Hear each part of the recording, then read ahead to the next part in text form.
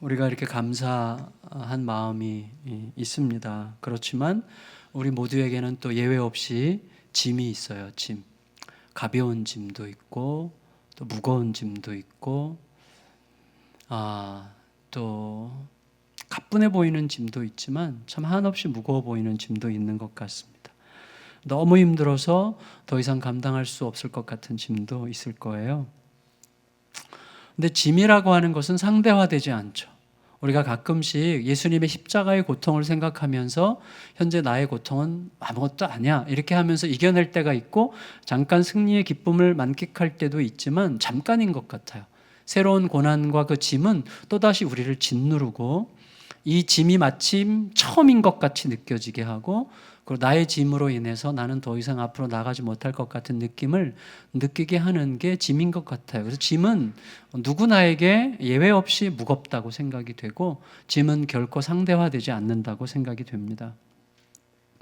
또 우리가 너무나 잘 알듯이 짐이라고 하는 것은 시리즈로 올 때가 많잖아요. 또 떼거지로 몰려오잖아요. 그래서 우리를 참 허덕이게 하곤 한다고 생각이 됩니다. 근데 짐이 힘든데 짐보다 더 힘든 게 뭐예요? 나 혼자 지고 있는 것 같은 느낌?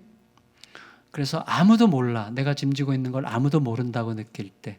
그리고 아는 것 같지만 사실 나 혼자 진다고 느끼는 것 같을 때. 또 이 짐의 끝이 어딘지, 언제까지 져야 되는지, 도대체 끝이 있기는 한 건지.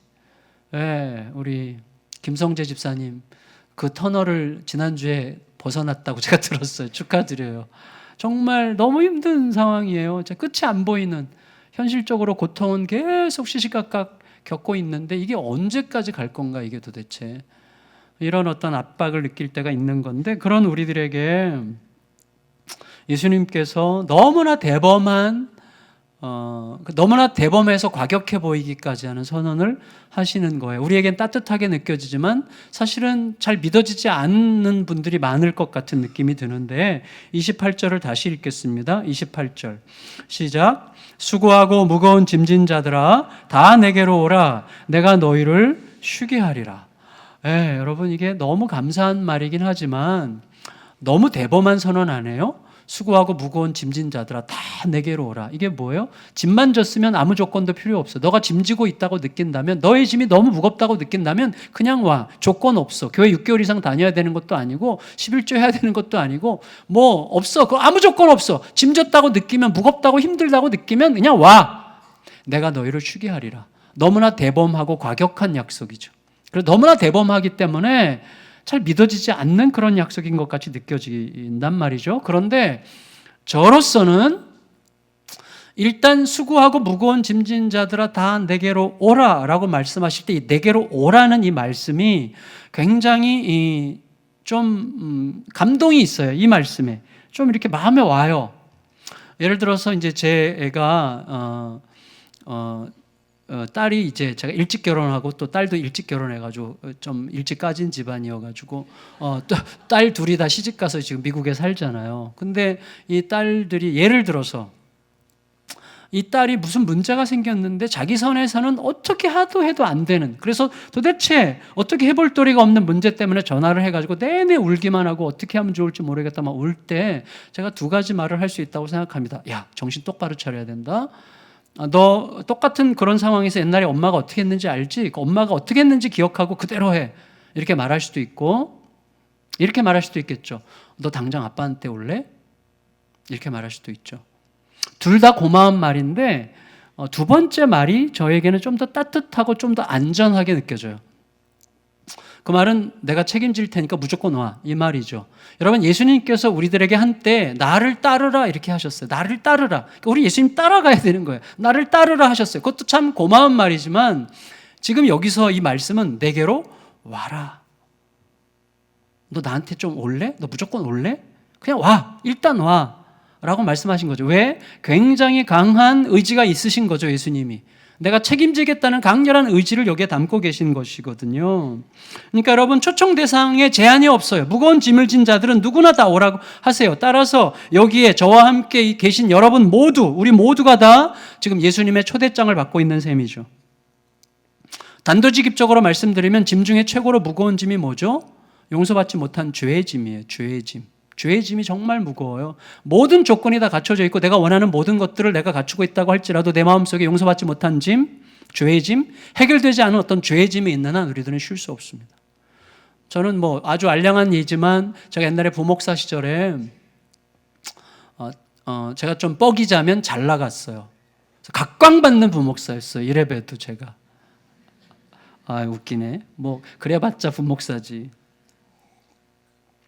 죄송해요. 제가 부목사님들을 무시한 건 아닌데 말하다 보니까 그렇게 됐네. 근데 그때 제가 아주 알짱거리고 깐족거리는 후배, 제 입장에서, 그 친구는 최선을 다했을 수도 있겠는데 제 입장에서 얘 이렇게 깐족거리지, 왜 이렇게 열받게 하지, 그런 애가 있었어요. 그런 후배 목사님이 있었는데 몇 달 동안 제가 열을 받았는데 한번 이렇게 회의 자리에 소파에 앉아서 둘러앉아서 회의를 하는데 몇 사람이 똑같이 너무 열을 받아가지고 제가 그 친구를 이제 발로 찼어요. 그리고는 그냥 제가 이제 제 앞에 버리고 이제 그냥 끝났어요, 회의가. 그런데 그 이후로 희한한 일은요, 사과하자니 자존심이 상하고 이게 틀어진 관계가, 이 친구가 그 다음부터 저를 피해 다니고 봐도 아는 체도 안 하고 그렇게 다니는데 제 속에서 이 불편한, 이게 해결되지 않은 이 짐이, 이 죄의 짐, 제가 충동적으로 막 과격하게 화를 내고 그러면 안 되잖아요, 사실은. 그렇게 해버린 것 때문에 이 죄책감이 얼마나 괴로운지요. 뭐 성도들이 뭐 저에 대해서 아무리 칭찬하고 뭐 격려하고 이렇게 해도 아무 소용이 없어요. 그냥 죽고 싶은 거예요. 근데 이게 좀 알량한 예지만 우리들에게 해결되지 않은 어떤 문제로 인해서 지금도 여전히 묵직한 고통과 아픔과 내 마음을 계속 잡아끌고 긁어대는 무언가가 있을 수 있단 말이죠. 근데 여러분, 이거예요. 중요한 건 뭐냐면 해결되지 못한 죄의 짐의 핵심에 뭐가 있느냐는 거예요. 핵심에 믿지 못함이 있어요. 믿지 못함. 뭐냐면 주님은 말씀으로 계속 저에게 말씀하셨어요. 너 자존심 내려놓고 사과하면 좋을 거야. 그 길을 가라. 정면으로 가라. 그렇게 말씀하시는데 그게 맞기는 맞는 것 같은데 안 믿어져. 안 믿어진다는 표현은 뭐냐면 이거예요, 여러분.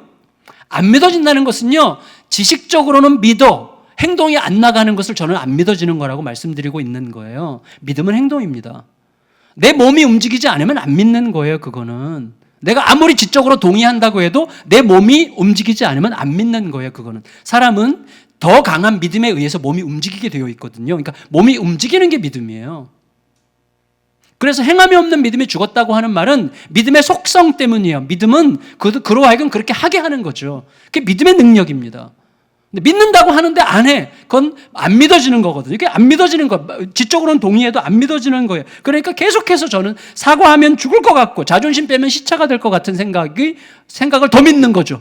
그러니까 아무것도 하지 못하고 나중에는 제가 개척한 다음에 초대했어요. 강사로 초대해서 그때 이제 미안하다고 사과하고 나서 제가 비로소 나 자유 얻었네가 됐는데, 여러분 우리가 잘 생각해야 됩니다. 모든 죄짐의 핵심에는 믿지 못하는 게 있어요. 믿지 못함에서부터 죄짐이 시작되는 건데요. 근데 사실 아무도 못 믿는다고 하는 것은 자신도 못 믿는다는 거예요. 다만 아무도 믿을 수 없다라고 말할 수 있는 자가 자기라는 사실을 믿고 있는 거죠. 사실은 아무도 못 믿으면서 나를 믿는다는 건 불가능해요. 그 아무도에 내가 포함된다는 것을 내가 알면서 살 수밖에 없는 거예요. 여러분, 근데 그가 아무도 못 믿는 이유는 뭐냐면 자기가 지금 여기에 왜 있는지를 모르고 있기 때문에 그래요. 내가 어디서 와서 어디로 가는지를 몰라요. 그래서 어느 순간 지금 우리가 세상이 만만한 것 같고 편안하게 보이고 굉장히 익숙하게 보이는 것처럼 살아가지만 어느 순간 세상이 굉장히 낯설어지는 때가 있죠.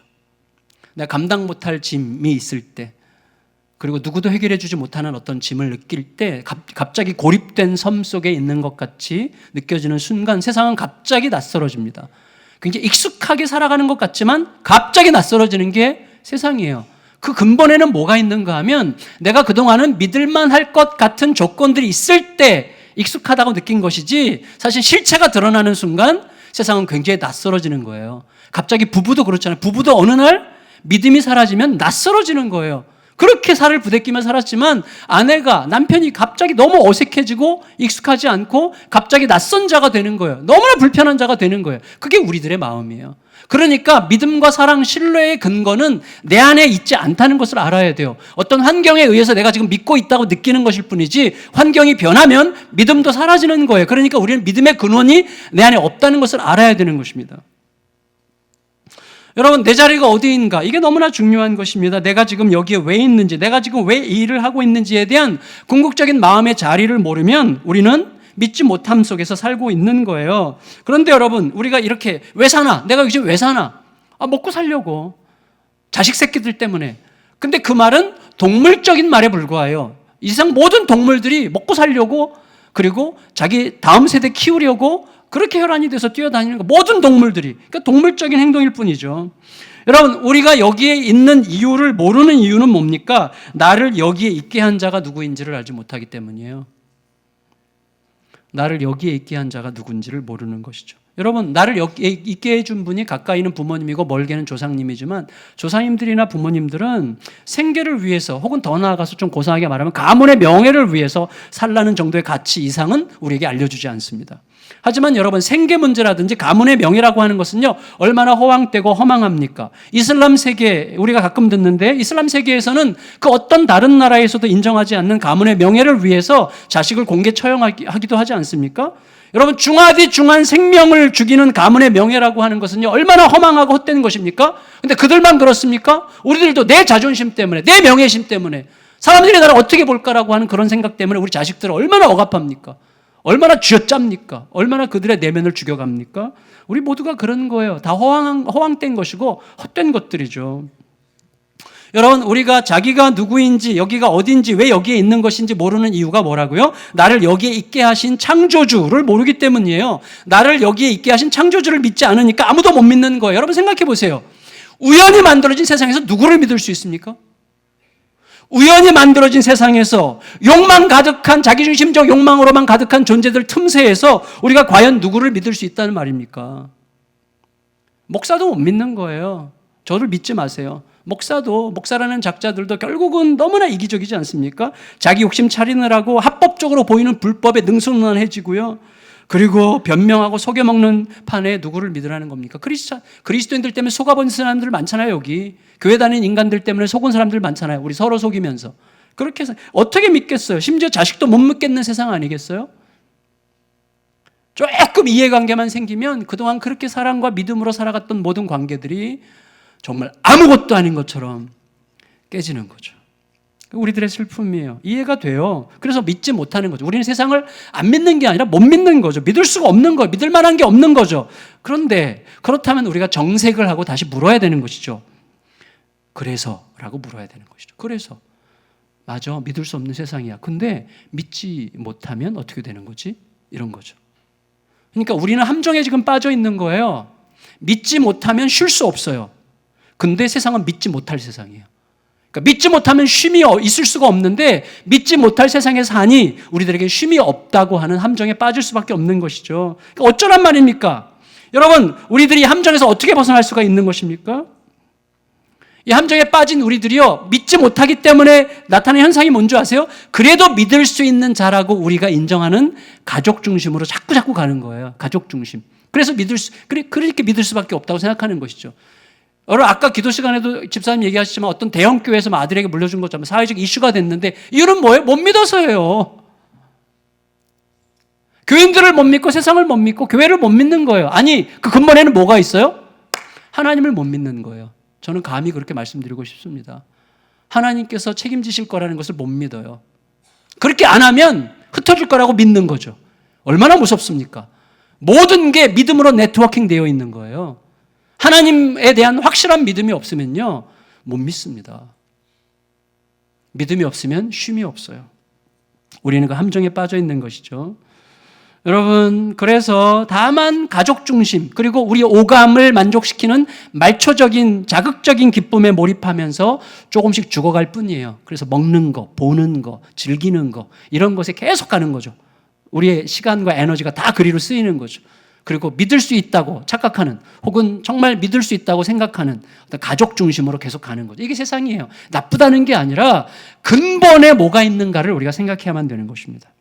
제가요, 이부 찬양대에 이제 목사님 부부가 이부 찬양대원으로 섬기시는 분들이 계세요. 그래서 최근에 이제 오전에는 우리 교회에서 예배를 드리고 이제 오후에는 저 조암에다가 교회를 개척하셨어요. 교회 겸 쉼터를. 그래서 이제 그 주변에 가난한 분들, 소외된 분들을 이렇게 모아서 예배를 오후에만 드리는 예배 공동체를 만드셨는데, 지난주에 잠깐 가봤어요. 가서 예배를 드리고 잠깐 이제 소파에 앉아서 이제 담소를 나누는데 문이 열리고 그 동네에서 건축 일하는 노동자 한 분이 술이 이만큼 취해가지고 들어왔어요. 제 옆자리 딱 앉자마자 이분이 하는 말이 뭐냐면, 앉자마자 묻지도 않았는데 그러시더라고요. 내 당숙도 목사입니다. 이렇게. 누가 뭐래? 근데 하여튼 내 당숙도 목사입니다. 이렇게 얘기했어요. 그 말을 하는 이유가 뭡니까? 당신의 권위로 나를 설득하려고 하지 마. 자, 이 말이에요. 그러면서 그분이 이렇게 얘기했어요. 내 당숙도 목사인데 나 그분과 별로 안 친해요. 나 안 믿어요. 나 그 목사 안 믿어요. 나 별로 안 좋아해요, 그 목사. 나는 나만 믿어요. 나 하고 싶은 대로 하면서 사는 게 최고로 좋아요. 난 안 믿어. 아무도 안 믿어. 오직 나만 믿습니다. 막 눈을 부릅뜨고 막 힘있게 이렇게 술김에 또 이렇게 말하고 있는 그가 매우 사랑스러웠어요. 진짜 사랑스럽게 보이더라고요. 그리고 한편으로 참 외롭게 보였어요. 참 외롭구나. 그는 지금 얼마나 외롭습니까? 굳이 묻지도 않은 말을 그렇게 큰 소리로 주절거릴 만큼 굉장히 외로우신 거죠. 저보다 한 2-3살 아래였어요. 동시에 자기만 믿는 인생이라고 하니 얼마나 외롭습니까? 정말 외롭죠. 나는 나만 믿습니다. 정말 외로운 고백이에요. 얼마나 외로워요. 그래서 제가 말했어요. 저는 하나님을 믿습니다. 형제는 자신을 믿으시네요. 그럼 자신이 곧 하나님이시네요? 그랬더니 그렇죠. 그랬어요. 제가 하나님이죠. 그럼 제가 그랬어요. 술 취하면 이렇게 말을 막 크게 하고 조금 있으면 또 다 이 세상을 떠나게 될 그 하나님을 믿으시네요. 그랬더니 갑자기 말을 어떻게 하면 내 당숙이 목사입니다. 아주 유명한 목사입니다. 나는 그 사람을 믿지 않습니다. 말을 이상하게 이제 셌어요. 그 이름 물어봤더니 제가 모르는 분이더라고요. 하여튼 유명한 분이래요. 근데 중요한 건 뭐냐면 이분이 가능성이 참 많구나 이런 생각이 들었어요. 근데 중요한 것은 내 생명의 의미와 목적이 아직 발견되지 않은 상태 속에서 참 안타까운 상황이죠. 참 외로워 보이고 아쉬워 보이고 그랬어요. 그래서 몇 번 더 만날 생각인데, 여러분, 자, 정리하면 이런 거예요. 우리가 쉬지 못하는 이유는 짐을 지고 있기 때문이고, 짐 중에 가장 무거운 짐은 죄짐인데, 죄짐의 핵심은 아무도 믿지 못하는 것이죠. 우리는 믿지 못할 세상에서 살고 있으므로 믿지 못하면 쉴 수 없는 현실 속에 갇혀 있는 것이죠. 따라서 여러분, 이 함정에서 벗어날 수 있는 유일한 길은 뭐예요? 영원토록 과격하게 믿을 수 있는, 나를 던져도 되는 변치 않는 믿음의 대상을 만나는 길뿐이에요. 절대적인 믿음의 대상을 만나는 길뿐이에요. 완전히 신뢰해서 나를 맡길 수 있는 대상, 곧 나를 여기에 있게 하신 그분을 만나는 길뿐입니다. 그것 외에는 우리가 쉼을 얻을 수가 없어요. 이미 한때 여기 예수님을 잘 모르시는 분들도 거대한 하늘을 볼 때, 웅장한 산과 계곡을 볼 때 아마 그분에 대해서 누군가가 말을 걸어오는 것을 느낀 경험이 있을지도 모르겠어요. 혹은 내가 처절하게 무기력할 때 도대체 나라는 인생은 뭔가라고 초라함에 휩싸였을 때, 내가 너무 무력해서 도대체 내 인생이 먼지같이 느껴지는 순간 누군가가 그분에 대해서 말을 걸어온 때가 아마 한 번쯤은 있었을 거라고 생각이 됩니다. 그리고 오늘 예수님은 우리에게 오늘 이 말씀을 통해서 그분에 대하여 말하고 그분에게로 우리를 초대하고 계시는 거예요. 간략하게 설명드릴게요. 오늘 본문 말씀, 수고하고 무거운 짐진 자들아 다 내게로 오라, 내가 너희를 쉬게 하리라. 이 말씀의 배경은 예수님께서 어떤 마을에서 명백한 하늘의 사건을 사람들의 눈앞에서 펼치셨어요. 병자가 그 앞에서 말씀 한마디로 병자가 일어났고 귀신 들린 자로부터 귀신이 나가는 게 사람들 눈앞에 있었어요. 그런데 그 마을 사람들이 그 장면을 보고 의심하고 판단했어요. 인정하고 그러면 우리가 어떻게 해야 됩니까? 라고 묻는 대신에 의심하고 판단하고 저거 뭐 속임수일 거야 뭐 이런 식으로 했단 말이죠. 자, 그 배경에 대해서 예수님께서 하시는 말씀이에요. 무슨 말인가 하면 그들의 눈앞에서 벌어지는 명백한 하늘의 사건에 대해서 인정하지 않고 의심하고 판단했다면 그 말은 무슨 말이죠? 자기들이 지금까지 생각해왔던 삶의 방식, 자기들의 지식과 경험, 이것에 맞지 않는 거는 틀린 거다라고 전제했기 때문에 그렇게 한 거죠. 여러분, 우리들의 지식, 우리들의 감정, 우리들의 경험, 내 사고 방식, 이게 중요하지 않은 게 아닙니다. 중요한 것이죠. 그러나 그것들이 이 한계를 뛰어넘는 어떤 대상을 판단하는 기준이 될 수는 없잖아요. 그러니까 사실은 우리는 근데 놀랍게도 뭐예요? 내 경험과 지식에 갇혀서 판단할 수밖에 없는 존재들이에요. 그러니까 믿음이라는 거를 케르케고르가 그래서 비약이라고 합니다. 비약. 내 논리와 지식의 제한성과 한계성을 철저하게 깨닫고 어느 순간 나에게 말을 걸어오는 누군가에게 나를 던지는 비약적인 어떤 사건이 있어야 되는 것이죠. 근데 우리들은요, 우리들 일상에서도 늘 그런 식이에요. 고집을 부릴 상황이 아님에도 불구하고 그런 고집 안에 머물기를 고집해요. 그러니까 여러분, 뻔한 거예요. 주변 사람들이 다 알아. 근데 자기만 아니라는 거죠. 자기만 끝까지 건 아니라는 거죠. 자기 생각에 갇혀 있는 경우들이 종종 있는 것인데, 그때 예수님께서 하신 말씀이 이거예요. 25절 같이 읽겠습니다. 25절 시작. 그때 예수께서 대답하여 이르시되 이것을 지혜롭고 슬기 있는 자들에게는 숨기시고 어린 아이들에게는 나타내심을 감사하나이다. 여러분, 예수님께서 이렇게 말씀하신 거예요. 하나님의 이 구원의 비밀, 하나님의 품 안에서 안식을 얻는 이 구원의 비밀은 의심하고 두려워하면서, 다시 말하면 자기 지식과 자기 경험의 틀로 모든 것을 판단할 수 있다고 생각하는 스스로를 지혜롭게 여기는 자들에게는 감춰져 있고, 어린아이같이 반응하는 자들에게는 열려있는 비밀이다. 이렇게 말씀하신 것입니다. 잘 생각해 보세요. 어린 자녀의 힘, 어린 아이들에게 힘이 있어요. 아까 우리 중고등학생들이 있었죠. 중고등학생들. 걔네들도 힘이 있죠. 예쁘잖아요. 그래서 아까 어른들이 나와서 그렇게 할 때는 여러분이 그런 반응 아마 안 했을 거예요. 어른들이 나와서 막 이렇게 하면 꽤 새롭게 하네. 뭐 이렇게 느꼈겠지만 애들이니까 우리가 좀 장단이 맞춰지잖아요. 근데 더 어리면 더 우리가 에너지가 나가죠. 더 어리면 에너지가 더 나가는 거예요. 그 희한한 힘이에요. 여러분 무슨 말인가 하면 어린 자녀에게는 힘이 있어요. 여러분 손주들을 놔보시면 아는데 손주를 죄송합니다. 이게 있어요. 애들은요 특이한 능력이 있는 거예요. 아무것도 할 수 없어요. 무기력해요. 똥 좀 다 해줘야 되고 갈아줘야 되고 다 보살펴 24시간 함께 있어줘야 돼요. 근데 그 아이가 엄청난 일을 하죠. 우리에게 살고 싶게 하고 희망을 갖게 하고 용기를 갖게 하고 살아갈 의지를 갖게 하고 우리에게 그 누구도 줄 수 없는 이상한 힘을 계속 주는 거예요. 물론 그러다가 지치면 또 좀 상심하기도 하지만 어쨌거나 다시 돌아보면 그 아이 때문에 얻었던 힘이라는 것은 말할 수 없는 엄청난 힘이죠. 아이들의 위대함이에요. 가장 연약함으로 모든 것을 하는 거죠. 아무것도 하지 않는데 모든 걸 해요. 우리가 사람이 사람에게 줄 수 있는 가장 위대한 꿈과 소망과 의지와 열정과 에너지를 주는 거예요. 막 애기들이 아무것도 하지 않음으로써. 여러분 우리 어린 자녀들의 힘은 아이들 그 본인이 납득하고 깨달아서 신뢰하는 게 아니에요. 우리 아이들의 힘은 우리 아이들이 이제 깨달았어요. 그래서 그 아이가 나 이제 신뢰할게요. 그래서 힘이 생기는 게 아니라 그 아이가 애들이 좋은 이유가 뭐예요? 그냥 사랑하니까 신뢰하고 신뢰하니까 사랑하는 거예요. 그래서 아이들이 부모의 사랑 안에서 막 기쁨을 만끽하죠. 막 뛰어놀죠. 아이들이 가장 에너지가 넘칠 때가 언제죠? 그 에너지가 우리에게 올 때가 언제입니까? 아이들이 구김살이 없을 때죠. 아이가 우울해서 구석에 찌그러져 있어 보세요. 그런 아이들은 우리에게 힘을 주지 않습니다.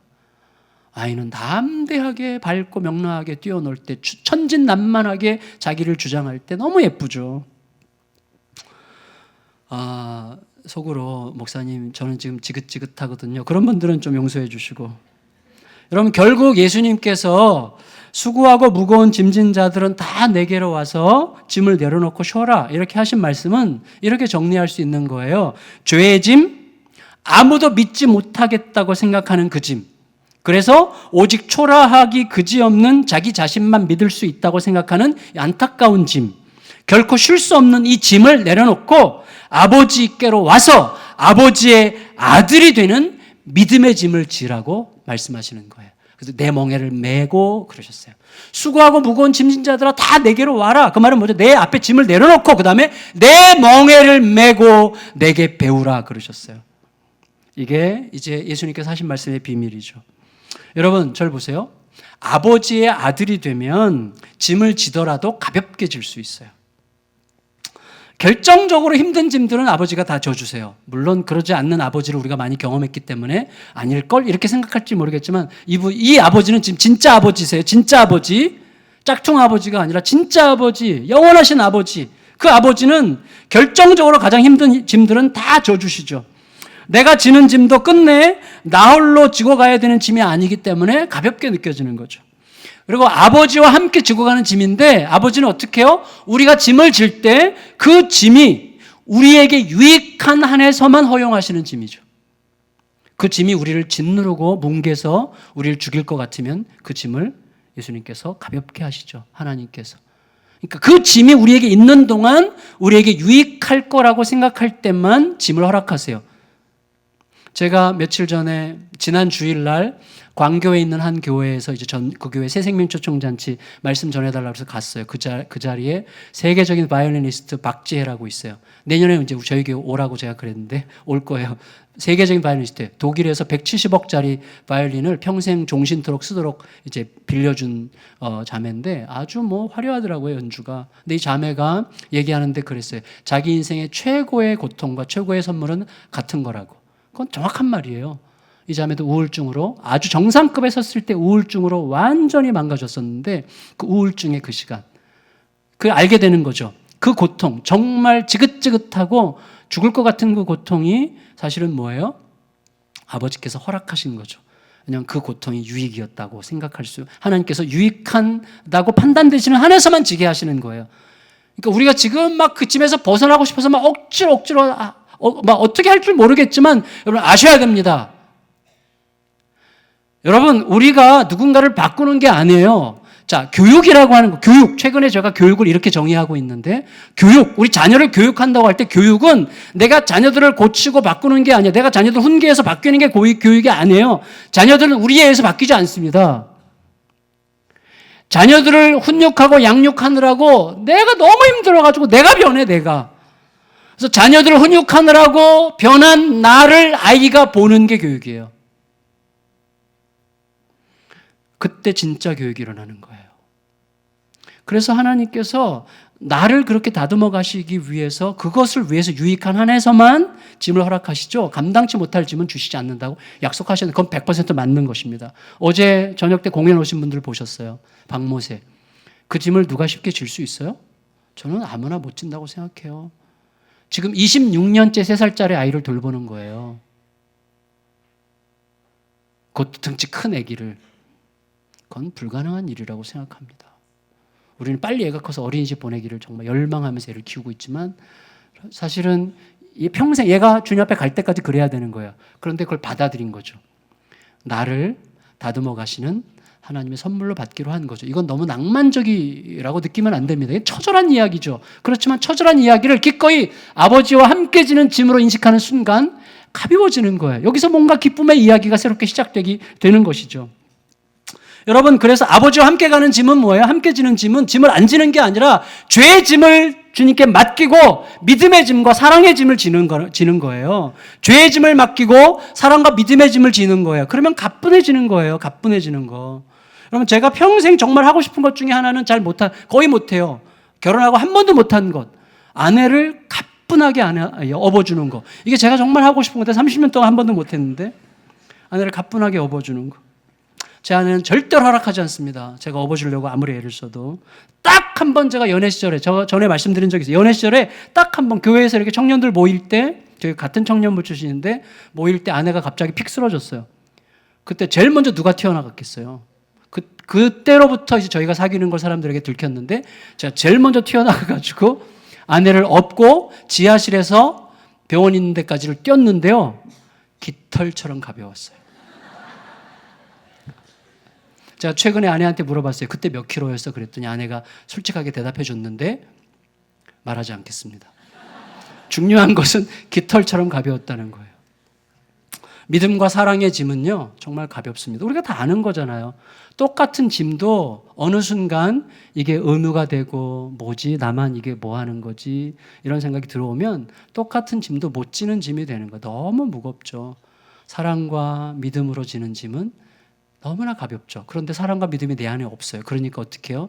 아버지의 아들이 되어 아버지로부터 계속해서 받는 힘으로, 그리고 어느 순간 내가 더 이상 감당 못할 때 그분이 가뿐하게 져주실 것을 믿기 때문에 가는 거고, 그분이 책임진다는 것이 너무나 확실하기 때문에 저는요, 사람들이 그래요. 이 교회 뭐 힘드시겠어요. 많이 뭐 신경 쓸 게 얼마. 저는 여러분 솔직하게 말씀드립니다. 전혀 저는 걱정이 없습니다. 진짜로. 뭐 너무 가뿐해요. 진짜 예수양남교회가 뭐 너무 가뿐한 짐이어서가 아니라, 이 짐이 아무리 무거워도 저는 상관없어요. 내가 안 지니까. 내가 안 져요. 짐. 제가 왜 이 짐을 집니까? 제 짐이 아니에요. 하나님의 짐이죠. 그러니까 하나님께서 하라고 하시는 것만 하면 되는 거예요. 그러니까 주일 설교 열심히 하는 거죠. 하나님께서 하라고 하신 너무나 확실한 것이니까. 그거 외에요. 그거 외에는 너무 뭐 부담이 없어요. 주일 설교도 막 즐거워요. 제가 지금 얼마나 행복한데요, 설교하면서. 여러분, 그래서 예수님께서 이렇게 말씀하세요. 27절 읽겠습니다. 27절 시작. 내 아버지께서 모든 것을 내게 주셨으니 아버지 외에는 아들을 아는 자가 없고, 아들과 또 아들의 소원대로 계시를 받는 자 외에는 아버지를 아는 자가 없느니라. 자, 이게 아버지와 아들과의 관계를 얘기하시는 거예요. 그래서 무슨 말인가 하면 제가 정리해서 이렇게 말씀드릴게요. 여러분 보세요. 그 비밀, 쉼의 비밀, 안식의 비밀, 구원의 비밀은 아버지와 아들만 안다는 거예요. 그리고 아버지의 아들만 안다는 거예요. 진정한 아버지의 진정한 아들이 누구예요? 예수님이세요. 이 세상에 어떤 아버지도 진정한 아버지일 수, 이거 훌륭한 아버지들 계세요, 더러. 그렇지만 진정한 아버지는 될 수 없어요. 우리의 인생을 영원토록 책임질 수 없어요. 진정한 아들, 우리도 진정한 아들이 되지 못해요. 우리 얼마나 이기적입니까? 진정한 아버지의 진정한 아들은 하나님 아버지와 예수 그리스도밖에 없고요. 하나님 아버지와 예수 그리스도의 그 아버지와 아들의 관계가 지금 우리에게 뭔가 말을 걸어오는 거예요. 그래서 진정한 아버지의 진정한 아들이신 예수님을 통해서 하나님의 아들이 되는 자들은 알게 된다는 거예요. 예수님은 결국 우리에게 이렇게 말씀하신 셈이에요. 내가 전능하신 아버지로부터 전권을 받은 아들로서 너희를 전부 다 내 자리에 함께 앉게 하고 싶어서 너희를 초대하는 거다. 그런데 너희들은 너 스스로 책임지려고 하는 무거운 죄의 짐을 다 내려놓고, 그래서 늘 허덕이는 불안, 두려움, 초조, 긴장, 분노, 염려, 근심을 다 내려놓고 내게로 와서 내게 맡겨라. 그리고 너는 아버지의 아들이 되는 짐, 곧 믿음과 사랑의 짐을 져라. 거기에서 진정한 쉼을, 몸과 마음의 진정한 구원을 얻게 될 것이다. 그러면 어떤 마음이 생겨요? 주님, 오늘 저를 걷어가셔도 감사합니다. 이런 마음이 생기는 거. 이게 희한한 거죠. 저 같은 위인이 어떻게 그런 생각을 하겠어요? 근데 그런 마음이 막 온 영혼을 사로잡는 그 수준과 깊이와 무게로 오는 거죠. 더 나아가서 예수님께서 이렇게 말씀하셨어요. 29절 30절 읽고 마치겠습니다. 29절 30절 시작. 나는 마음이 온유하고 겸손하니 나의 멍에를 메고 내게 배우라. 그리하면 너희 마음이 쉼을 얻으리니 이는 내 멍에는 쉽고 내 짐은 가벼움이라 하시니라 그랬는데, 여러분 보세요. 나는 마음이 온유하고 겸손하니, 온유하고 겸손하다는 것은 어떤 캐릭터와 어떤 인격을 얘기하기보다는 아버지에 대한 아들의 태도를 얘기해요. 진정한 아버지에 대한 진정한 아들의 태도는 온유와 겸손이에요. 근데 예수님께서는 나는 마음이 온유하고 겸손하니 그 아버지의 아들이 되어 나의 멍에를 같이 매라. 멍에는 둘이 매는 거죠. 소 두 마리가 같이 이렇게 맺는 건데, 내 멍에는 쉽고라고 하셨는데, 쉽다는 말은 원래 부드럽다는 뜻이에요. 멍에가 거칠고 뾰족뾰족하면 못 져요. 근데 부드럽고, 내 멍에는 부드럽고 가벼움이라 이렇게 말씀하셨어요. 다시 말하면 아버지의 아들로서 함께 지는 짐은 쉽고 부드럽고 가볍다라고 말씀하신 것입니다. 따라서 여러분, 결론적으로 말씀드리면 이렇게 말씀드리고 싶어요. 진정한 바라바만이 부드럽고 가볍게 짐을 질 수 있다, 이렇게 말씀드리고 싶습니다. 무슨 말인가 하면, 바라바 아시죠? 예수님께서 십자가에서 돌아가시려고 할 때 예수님 대신 사형수였는데 예수님 대신 풀려났고, 바라바 대신 예수님께 사형수가 되셨죠. 그래서 예수님과 생명이 맞바뀌어진 사람이 바라바인데, 바라바가 무슨 뜻이냐 하면 아버지의 아들이란 뜻이에요. 그러니까 바라바는 이름이 아니라 아버지의 아들이 바라바예요. 근데 여러분, 이 바라바는 세상이 만들어낸 짝퉁 아버지의 짝퉁 아들이었어요. 무슨 말이죠? 이 바라바는 혁명가였어요. 자기 힘으로 혁명으로 세상을 바꾸려고 했어요. 역사를 보면 혁명으로 세상을 바꾸려고 하면 반드시 결과가 바뀐 것 같아 보이는 세상도 결코 바뀌지 않은 세상이라는 것이 곧 드러납니다. 한 번도 혁명으로 세상이 바뀐 적이 없어요. 결국은 새로운 탐욕이 그 자리를 차지할 뿐이죠. 그리고 혁명에 앞장섰던 혁명가는 또 다른 새로운 혁명에 의해서 타도의 대상이 되는 게 역사죠. 그게 진실이에요. 따라서 여러분, 혁명, 내 힘으로 뭔가를 하려고 하는 혁명, 폭력, 사람의 공명심, 자기중심적 어떤 정의감, 이런 것들을 아버지로 삼게 되면 우리는 어느 순간 자기 자신이 짝퉁 아버지를 섬겼다는 것을 알게 될 것입니다. 진정한 아버지, 그런 힘과 내 능력과 내 지혜와 뭔가를 그것으로 이뤄보려고 하는, 이룰 수 있을 것 같이 생각하는 이 짝퉁 아버지를 섬기다가는요, 결국은 헛된 무엇을 느끼게 되는 것, 헛된 절벽에 맞닥뜨리게 되는 것인데, 진정한 아버지, 하나님 아버지를 만나고 하나님 아버지를 섬김으로 진정한 아버지의 아들 바라바가 되어야 되는 것이죠. 그 길은 진짜 아버지의 아들이신 예수님을 통해서만 그 길이 가능한 거예요. 그래서 예수님이 뭐라고 그러셨어요? 내게 배우라 이러신 거죠. 내게 배우라. 여러분, 아버지의 아들로 살아가는 길은 오직 예수님께만 배울 수 있어요. 왜? 예수님만이 진짜 아버지의 진짜 아들이기 때문에. 예수님께서 아버지께 어떻게 하셨는지, 자신을 십자가의 죽음으로 몰아가시는 아버지께 어떻게 끝까지 신실하셨는지, 그리고 어떻게 아버지와 함께 결국 승리하셨는지를 우리는 오직 아들 예수님을 통해서만 배울 수가 있게 되는 것이죠. 그래서 예수님 안으로 계속 들어가야 되고 예수님께 계속 배워야 되고 예수님을 통해서 아버지와 아들의 관계 안으로 우리가 들어가서 내가 그 아들의 자리에 들어가게 될 때 우리는 진짜 쉼의 자리, 안식의 자리를 누리게 되는 것입니다. 말씀을 마칠게요. 우리 모두는 짐을 지고 있어요. 짐을. 누구도 대신 져줄 수 없는 짐이라 여기고 마음 깊은 곳에서 아무도 믿지 못하면서 끙끙대며 길을 가고 있습니다. 이제 우리를 하나님의 아들 되게 하시기 위해 우리 대신 자기 목숨을 내어주신 예수님을 믿고 하나님 아버지의 아들이 되는 길에 자신을 내어드립시다. 그래서 아버지를 소유한 아들이 되어 진정한 쉼과 안식을 누리게 되는, 아버지께 탁 맡길 수 있는 자, 그분은 절대적으로 신뢰할 수 있는 분이기 때문에 탁 맡겨도 되는 자. 여러분, 저에게 있어서 제일 소중한 대상은 예수향남교회이지만 예수향남교회가 없어도 저는 만족합니다. 이게 신비한 거예요. 예수향남교회로 인해서 저는 엄청난 기쁨과 은혜를 얻어요. 그러나 예수향남교회가 없어도 저는 충분해요. 그게 아버지와 아들의 관계죠. 이 신비함이 있는 거예요. 신비함이. 그 신비한 은혜 속에서만 우리는 쉼을 얻게 되는 거예요. 쉼을. 그 쉼, 안식의 비밀 안으로 아버지의 아들이 되어 예수님께 아버지의 아들의 자리를 계속 배우면서 예수님과 함께 그 길에 서서 안식을 누리게 되는 저와 여러분들이 다 되시기를 예수님의 이름으로 축원합니다. 축원합니다. 다 같이 자리에서 일어나셔서 옛날에 우리 많이 불렀던 찬양, 수고하고 무거운 짐진 자들아 다 내게로 오라. 찬양 부르